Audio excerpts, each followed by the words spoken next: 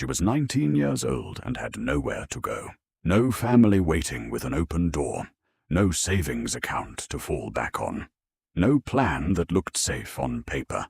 Just a backpack, a duffel bag, and a coffee can with a little money she had been saving $1 at a time. And with only $10, June Prescott bought a rusted houseboat tied to a forgotten dock on a quiet inlet in southern Louisiana. The hull leaked. The cabin was soft with rot. The windows barely opened. The deck groaned under her feet. And the marina owner told her she would be lucky if the thing stayed afloat another month. But what nobody knew was that hidden beneath the floorboards of that old houseboat, sealed away in a compartment that had not been opened in more than 40 years, was something that would change June's life forever. Before we go on, if stories like this mean something to you, take a second to subscribe, and let us know in the comments where you're watching from. We love seeing how far these stories travel. June Prescott had been moving toward the water her entire life, even before she understood what that meant. She grew up in a small town in central Mississippi, the kind of place where the closest body of water was a muddy farm pond behind somebody's pasture, and the nearest real river was almost an hour away. There were no marinas, no sailboats, no fishing docks lined with white posts and coiled rope. But from the time June was old enough to hold a crayon, she drew boats. Little boats with crooked sails, big boats with smoking stacks, houseboats with windows and tiny porches. Sometimes she drew boats floating on blue water. Sometimes she drew them sitting under stars. Sometimes there were people on them. But most of the time, the boats were empty. Her mother saved every drawing. She kept them in a folder in the kitchen drawer, right beside the tape, scissors, and old grocery coupons. Crayon boats, marker boats, pencil boats with wobbly railings, and stick figure captains. By the time June was 9, the folder was already thick. Her mother died when June was 11. It happened fast. A brain aneurysm. One Tuesday evening, she was standing at the stove making dinner.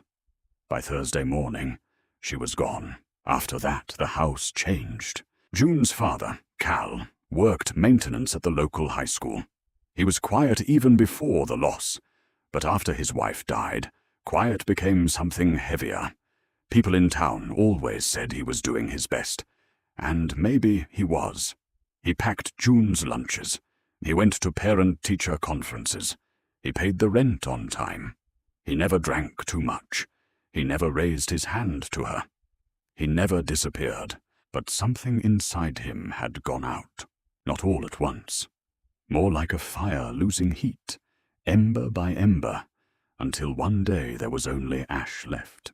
By the time June was 17, her father still came home every evening.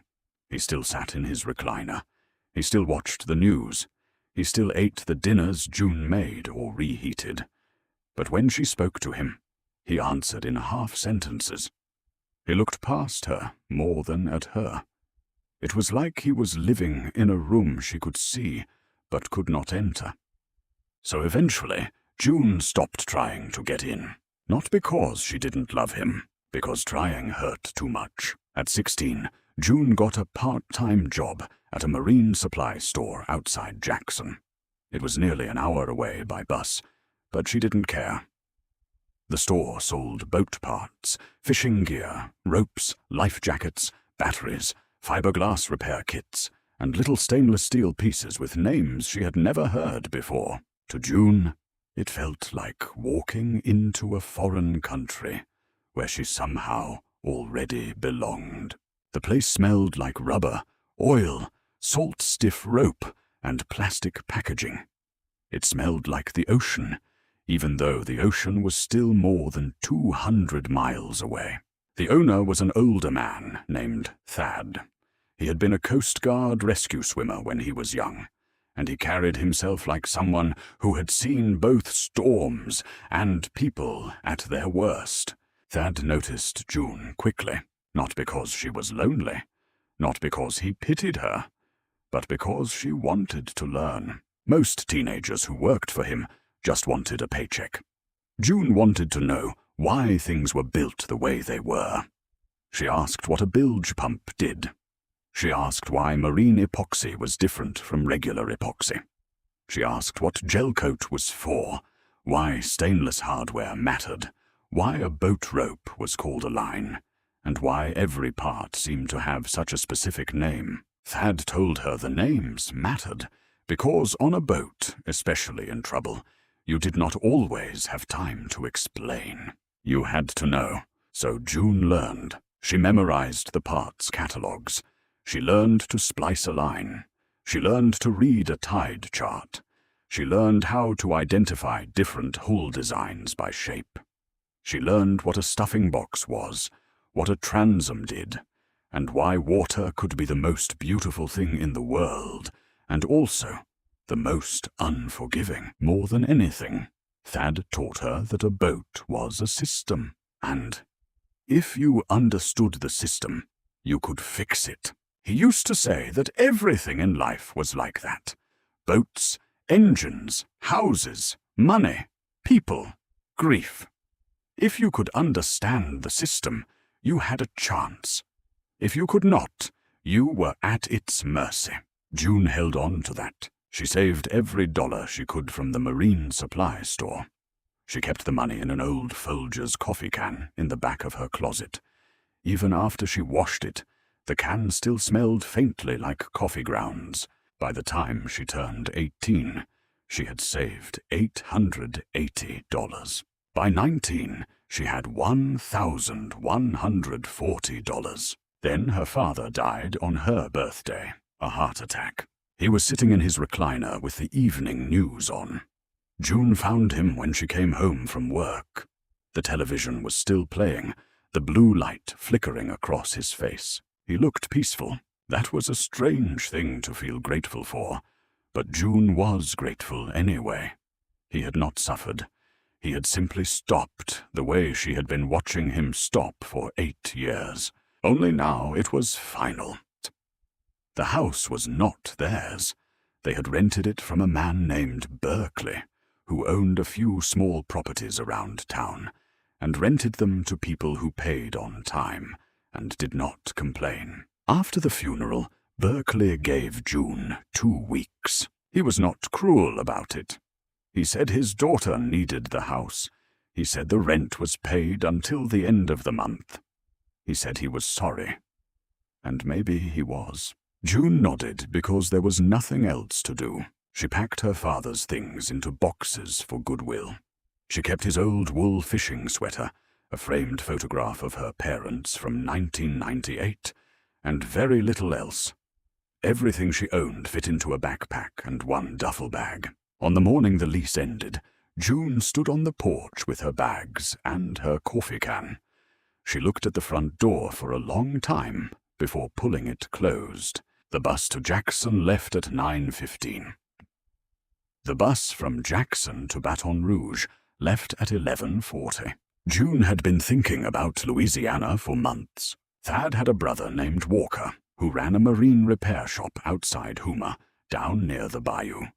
More than once, Thad had told her that if she ever wanted to learn boats from the inside out, Walker would teach her. She had never planned to take him up on it, but standing in that bus station, with everything she owned beside her, and $1,128 left in the coffee can, June realized there was nothing keeping her in Mississippi anymore. So she bought the ticket. The ride south felt endless. Mississippi slowly gave way to Louisiana. The land flattened. The air grew thicker. The trees changed, oaks giving way to cypress and tupelo. Their roots rose out of dark water like the legs of patient animals. Spanish moss hung from branches in long gray curtains. June watched it all through the window, taking it in with the same focus she gave to boat diagrams and tide charts. She had never been there before, but somehow it did not feel entirely unfamiliar. It felt like a word in a language she did not speak yet, but already recognized by shape. She reached Houma at dusk. The bus station was a small concrete building beside a gas station, and Walker was waiting in a dented Ford F250. He looked like Thad, only broader, with a beard and quieter eyes. He did not say much on the drive. He kept one hand on the wheel, one elbow out the open window, and let the warm Louisiana air fill the silence. His repair shop sat on a backwater inlet about 10 miles outside town. It was an open-sided wooden building with a corrugated metal roof and a dock stretching into the dark water. Several boats were tied along the dock. A fishing skiff, a cabin cruiser streaked with weeds, an aluminum John boat, and at the far end, listing slightly to one side, sat an old houseboat. Walker pointed at it. "That's what I wanted to show you," he said. "Belonged to Tilden Boudreau. He died last year. No family. Marina was going to scrap it. Thad said you might be looking for something." June walked down the dock. The boat was about 30 feet long. The hull was steel, once painted white, now mostly rust. The cabin was wooden, flat-roofed, peeling turquoise paint in long strips. 2 small windows ran along each side. An old life ring hung crooked from the railing, its rope frayed and grey. The whole thing sat low in the water, but June could see what it had been. The steel hull could be patched, the cabin could be rebuilt. The shape was good. Low, steady, made for quiet water. Not a fast boat, not a fancy boat. A boat meant to stay. "How much?" June asked. Walker scratched his beard. Tilden owed back fees on the slip. "Comes to $10 even. You want it, it's yours." $10. June opened the coffee can and counted 10 $1 bills into Walker's hand. He looked at the money. Then he looked at her. "You know how to caulk a seam?" "Yes." "You know how to mix marine epoxy?" "Yes." "You know what to do if you find a breach below the waterline?" "Pump the bilge, find the source, patch from the outside, if possible, from the inside, if not, with thickened epoxy and backing." For the first time, Walker smiled. "Thad said you knew your stuff," he said. "I didn't believe him." Then he handed her the key. "Sleep on it tonight. We start in the morning." June stepped onto the houseboat that evening as the sun dropped behind the cypress trees and painted the bayou in orange and gold. The deck creaked beneath her, but it held. She unlocked the cabin door and pushed it open. Inside was one small room, maybe 10 feet by 12. A built-in bunk ran along one wall, the mattress stained and rotted from years of damp air. There was a tiny galley with a propane stove so corroded it looked dangerous even before she touched it. A small table sat near the window with 2 folding chairs tucked underneath. Cabinets lined the walls, their doors swollen from humidity. The whole place smelled like mildew, old cloth, river mud, and water-damaged wood. It was a wreck, but it was floating, and it was hers. June set her bags on the table and stood in the middle of the cabin. The boat rocked gently under her feet as something moved in the water outside. Maybe a fish, maybe something larger. She listened to the soft slap of water against steel and felt, for the first time in weeks, that she had not just landed somewhere. She had arrived. The walls were close. The ceiling was low. The light through the windows was green gold and watery, filtered through Spanish moss and bayou air. She could not explain why it felt right.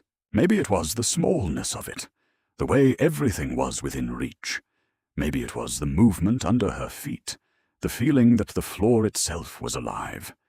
Maybe it was simply that after years of drawing boats, stocking boat parts, reading repair manuals, and dreaming toward water, She was finally standing inside one.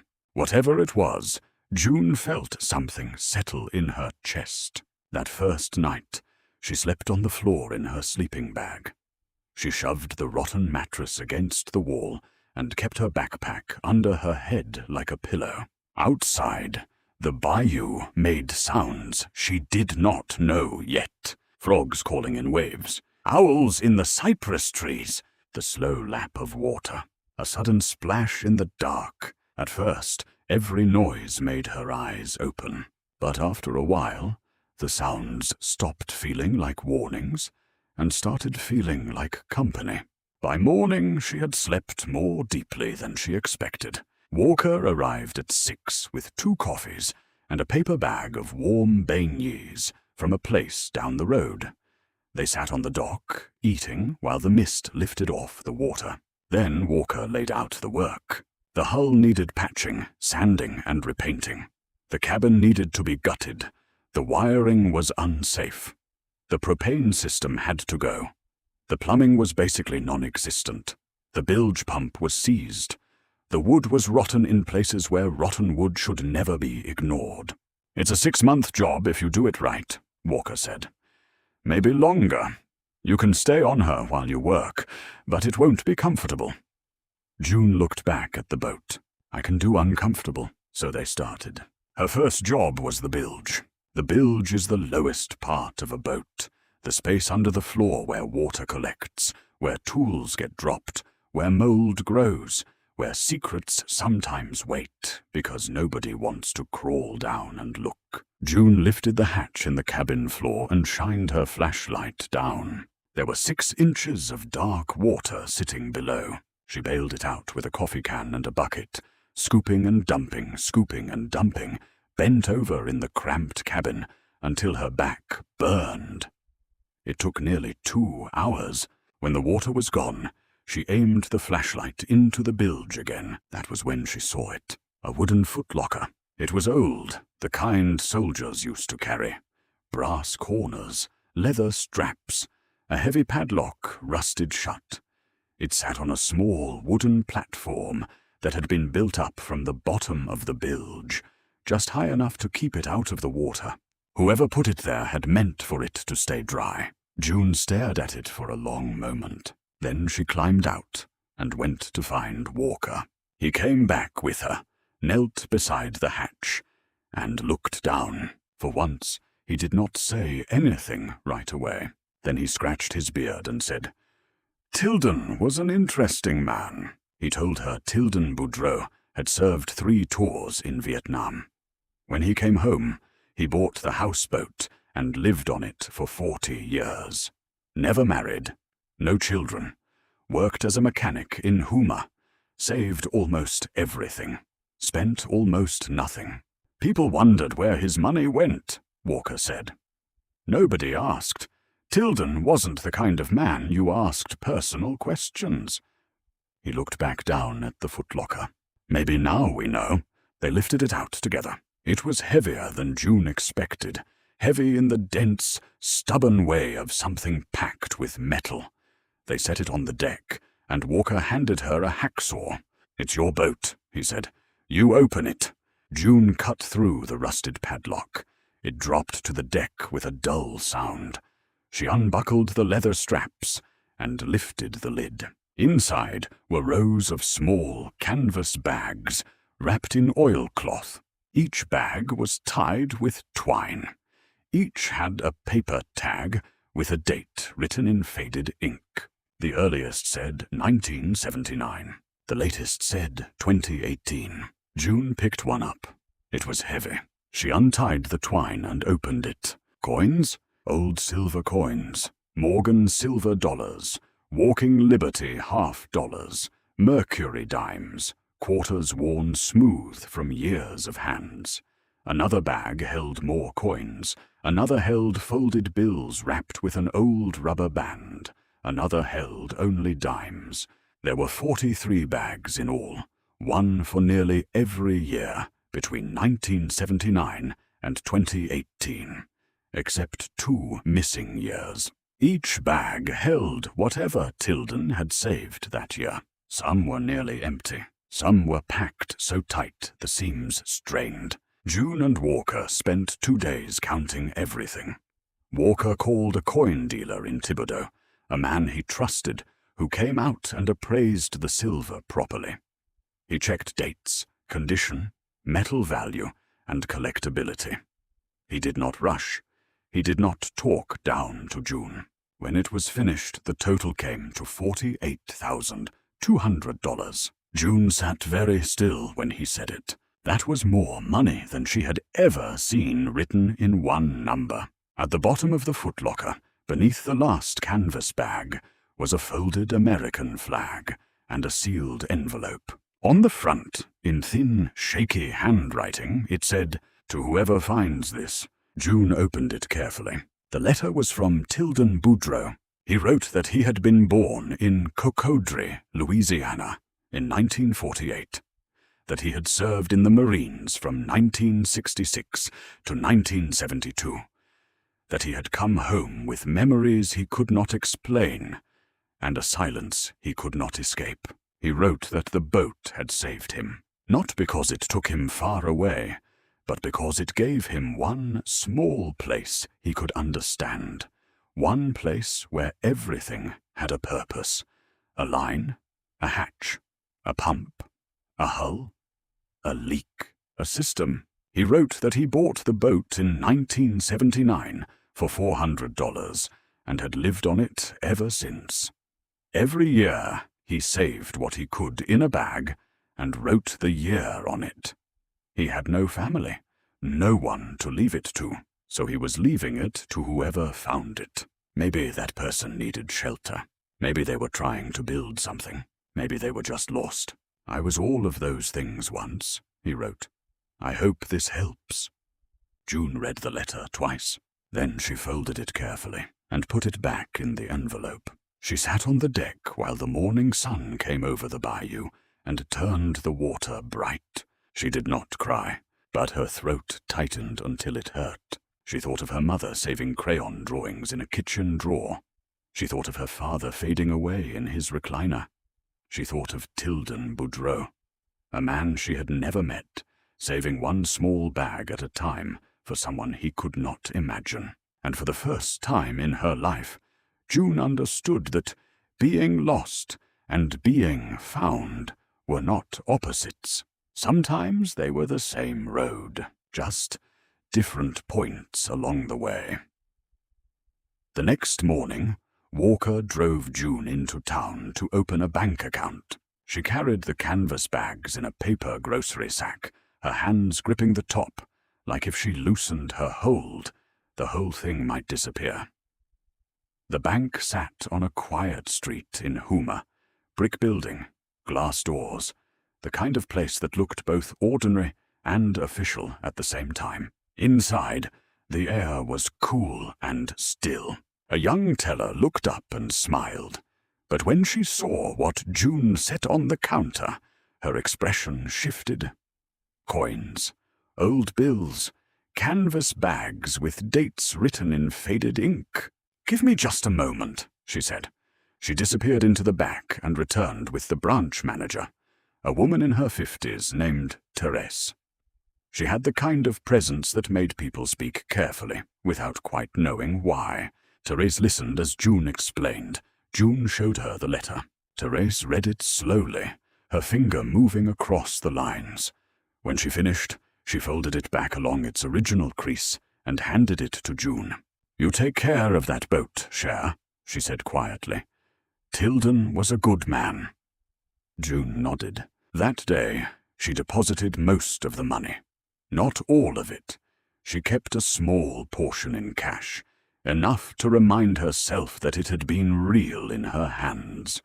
The rest went into an account with her name on it, for the first time in her life. But the money didn't change her plan. It made it possible. She went back to the bayou and started the work in earnest. The hull came first. Walker helped her haul the boat out of the water using a winch system he had built years earlier. Slowly, inch by inch, they pulled it onto heavy wooden blocks in the yard behind his shop. Out of the water, the houseboat looked worse. Rust had eaten into the steel along the waterline. There were 2 old patches below the line where someone had once screwed sheet metal over weak spots, a temporary fix that had somehow lasted decades. June stood there, looking at it, and instead of feeling overwhelmed, she felt focused. It was a system. She started sanding.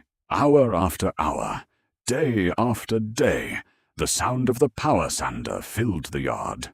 Rust came off in clouds of red dust. Her arms shook by the end of each session.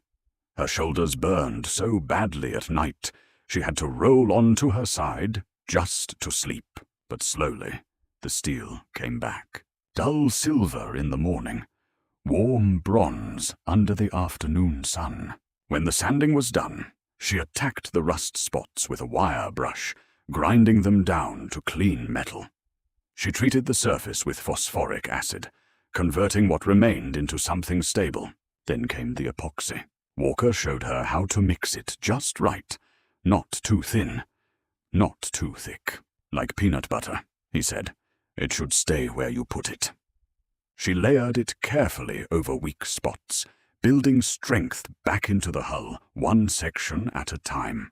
She feathered the edges so the patches blended smoothly into the original steel. The bow was the worst, so she started there. When she got it right, she moved on.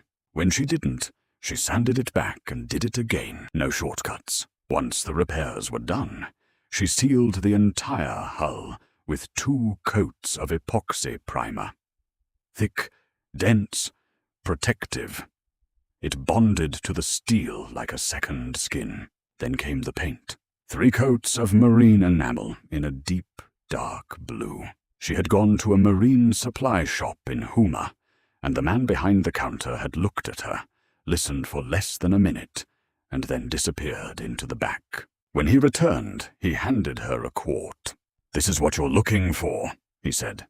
When she brushed the first stripe onto the hull, she knew he was right. It was the color of water at night, the color of quiet, the color of something that could hold you without asking questions.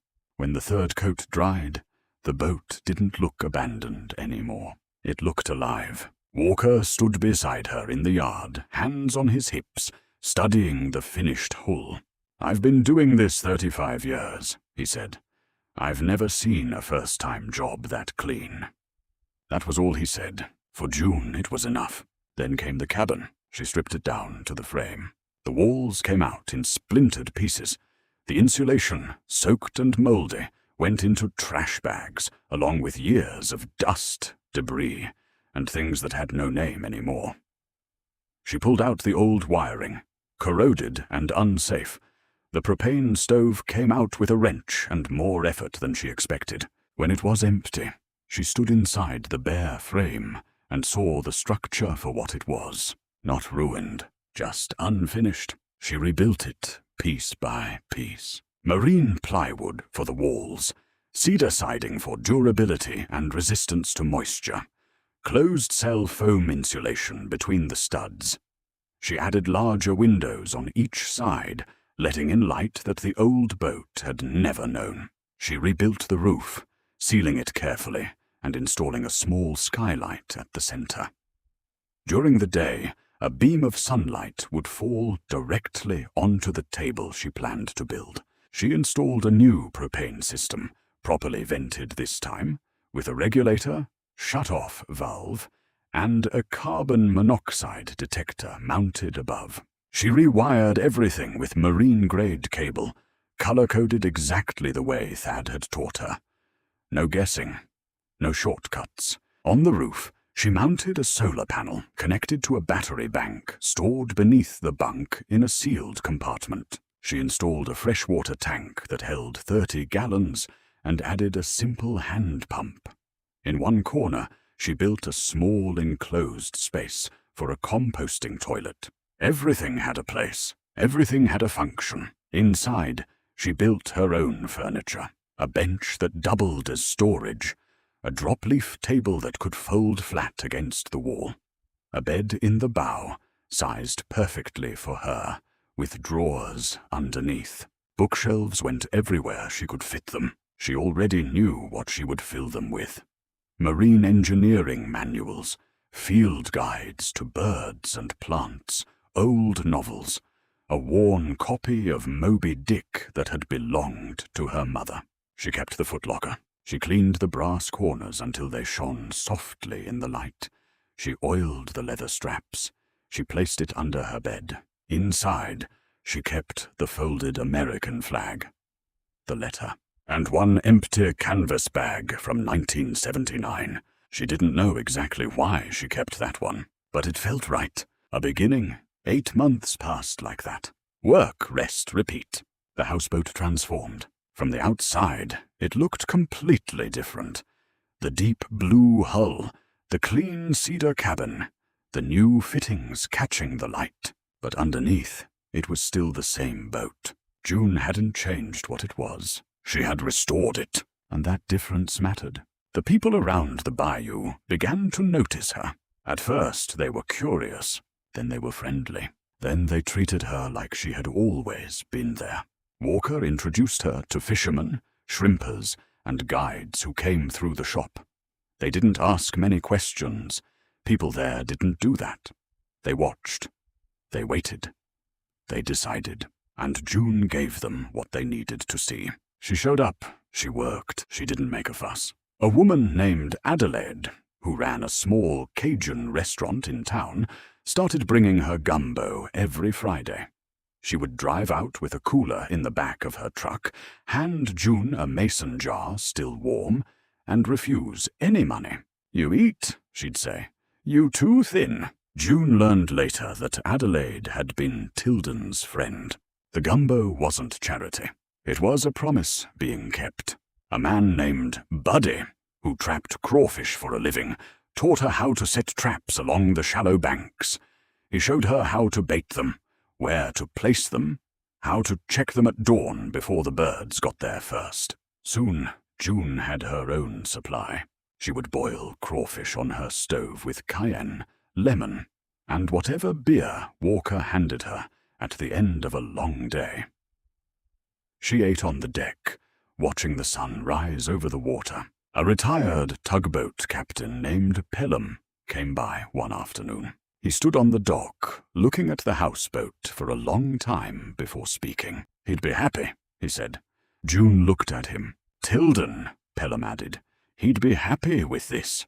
Pelham came back often after that. He didn't talk much, but when he did, he told her stories about the war Tilden never spoke of, about a woman he had loved who didn't wait for him, about a dog that had lived on the boat for years and was buried behind the marina in a stand of cypress trees. June listened. She wrote some of it down in a small notebook she kept in a drawer under her bed, next to the empty canvas bag and the letter. Piece by piece, she built a picture of a man she had never met, and in a quiet way, she felt like she understood him. By the time a year had passed, June was working part-time at Walker's shop. She repaired outboard engines, replaced fuel lines, diagnosed electrical issues with a multimeter and patience. Customers started asking for her by name. "The young woman at Walker's place," they would say. "She knows what she's doing." One evening in late May, June sat on the deck of her houseboat and watched the sun set over the bayou. The water was still. The sky reflected perfectly on its surface. For a moment, it looked like the boat was floating in the air. A heron stood in the shallows nearby, balanced on one leg, waiting.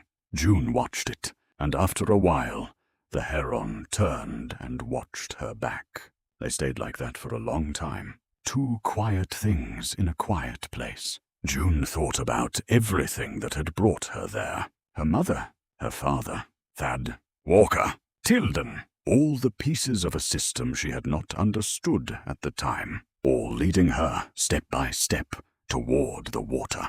She had been moving in that direction her entire life. She just hadn't known it yet, and now she did, and that changed everything. June Prescott was 19 years old, homeless, with $10 to her name. She spent it on a rusted houseboat.